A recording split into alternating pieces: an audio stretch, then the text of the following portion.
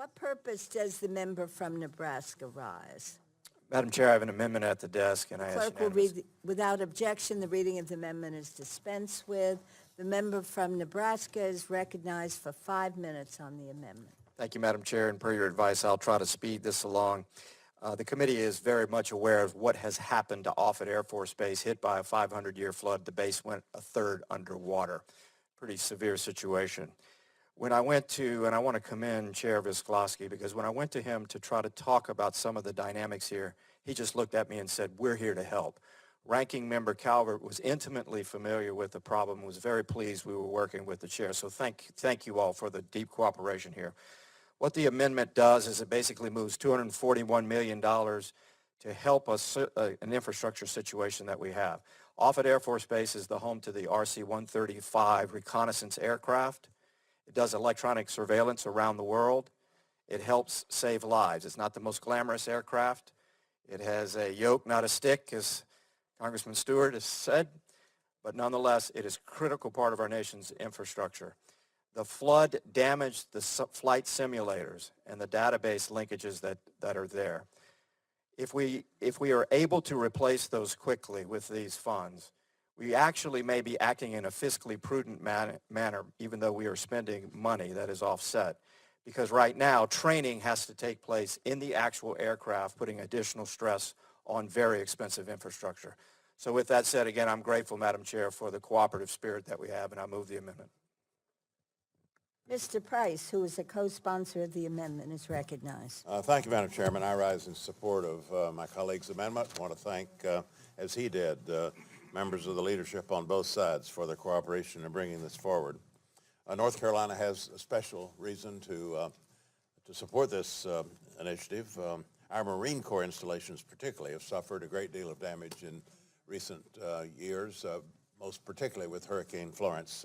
Last year, hundreds of buildings at Camp Lejeune, Marine Corps Air Station New River, Marine Corps Air Station Cherry Point remain destroyed or severely damaged, many with walls caving in or missing roofs.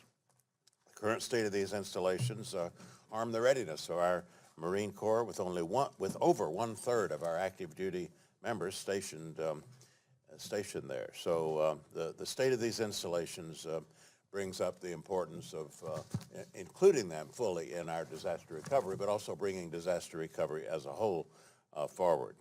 We've got so many people waiting for this aid. Hurricane Florence displaced thousands in North Carolina, other states like Florida, Georgia, South Carolina, California, all hit by terrible hurricanes and wildfires. Puerto Rico and other territories slowly recovering, and now Nebraska and other states coping with record-breaking flooding. So this has got to be a bipartisan priority. In the meantime, we need to make sure that the bill is inclusive and deals what needs to be dealt with. For example, those stationed at New River and Cherry Point need to be enabled to continue the work that they do. So this amendment provides that, and I thank my colleague for offering it and urge colleagues to support it. Chair Visklosky. Thank you very much. I want to thank both my colleague from Nebraska as well as North Carolina for their very good work. I truly support the amendment.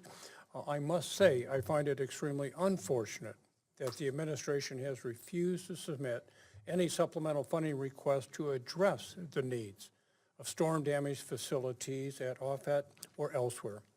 If OMB will not lead to help our military, then this committee will in our traditional bipartisan fashion.